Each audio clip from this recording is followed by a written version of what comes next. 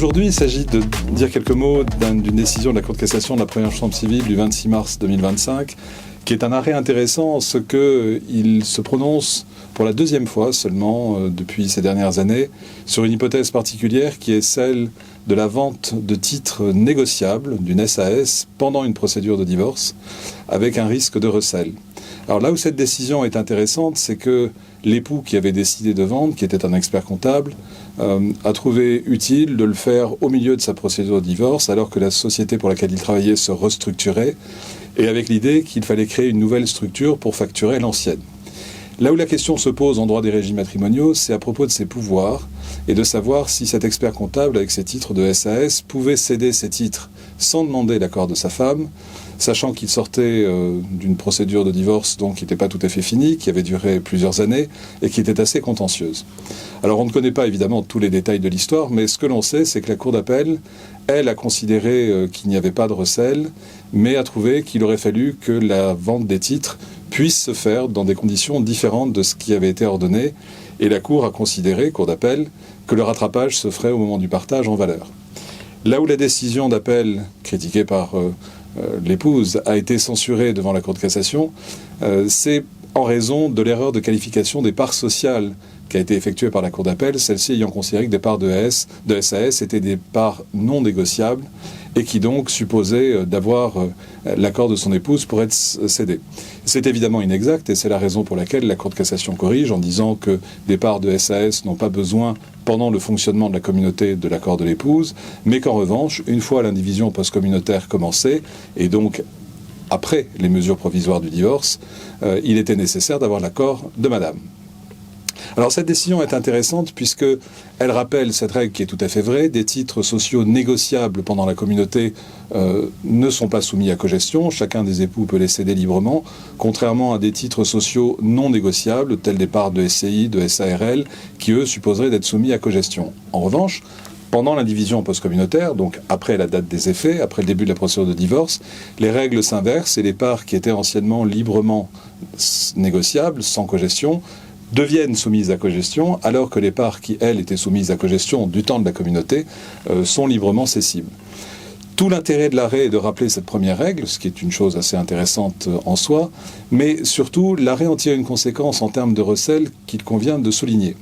La Cour de cassation ne dit pas qu'il y a recel, elle laisse ça à la Cour de renvoi, ce sera de l'appréciation souveraine, mais ce qu'elle dit, c'est qu'il y a une espèce de présomption qui existe, en tout cas on peut imaginer que l'irrégularité de la cession sans l'accord de madame pendant la procédure de divorce a un parfum de recel qu'il conviendra que la Cour de renvoi apprécie.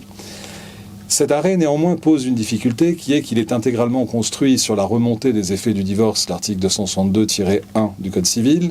et tient son raisonnement du fait qu'à la fin de la communauté succède rétroactivement une indivision post-communautaire.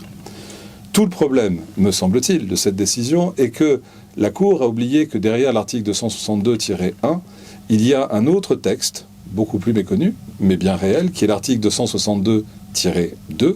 qui lui nous dit que pendant l'indivision post-communautaire, les actes qui sont accomplis régulièrement en termes de pouvoir, eu égard au régime matrimonial, ne sont susceptibles d'être annulés qu'en cas de fraude. Et ce texte 262-2, qui complète le premier 262-1,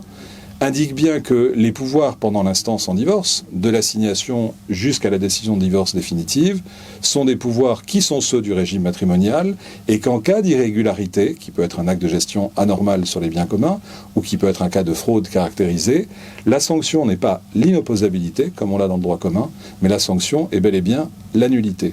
Ce qui veut donc dire que la Cour de cassation, qui impose un raisonnement binaire, qui cherche à dire que ces parts de SAS librement cessibles du temps de la communauté ne le sont plus pendant l'indivision du fait de 262-1,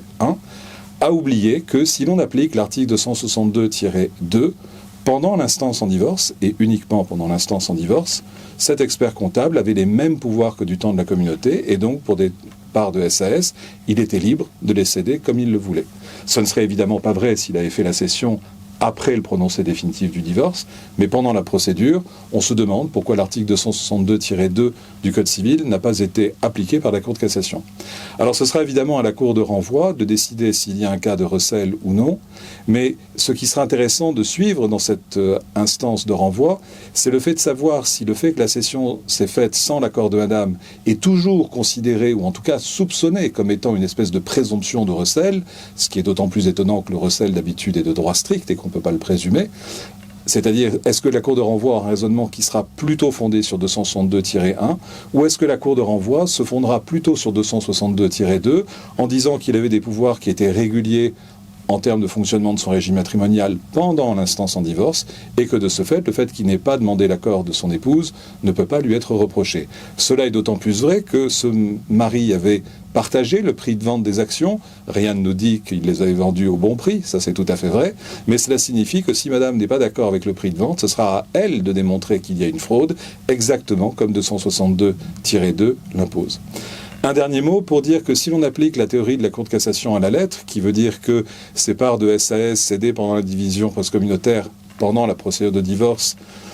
est un acte irrégulier du fait de la rétroactivité de 262-1, sous l'angle du recel, on est un peu gêné, puisque que ce soit pour l'élément moral ou matériel, ça ne marche pas. Cet époux avait le pouvoir pour le faire. C'est 262-2 que je viens de vous évoquer, mais pour la Cour, ce n'est pas un problème, puisqu'elle ne l'applique pas, évidemment. Et puis, il y a une autre objection sur le recel qui me paraît déterminante, qui est que le recel permet une faculté de repentir. Or, le raisonnement de la Cour de cassation, qui nous dit que la rétroactivité avec la création de l'indivision crée automatiquement un problème d'irrégularité en termes de pouvoir, eh bien, il ne pourra jamais y avoir de repentir si l'on applique automatiquement cette rétroactivité. C'est la raison pour laquelle il nous semble, et je ne suis pas le seul, en doctrine, ces questions avaient été balayées déjà par le professeur Champenois ou le professeur Vincent Brémond, nous sommes quelques-uns à penser qu'il vaudrait mieux ne pas perdre de vue l'application de l'article 262-2 et donc l'appliquer. Donc c'est une affaire à suivre.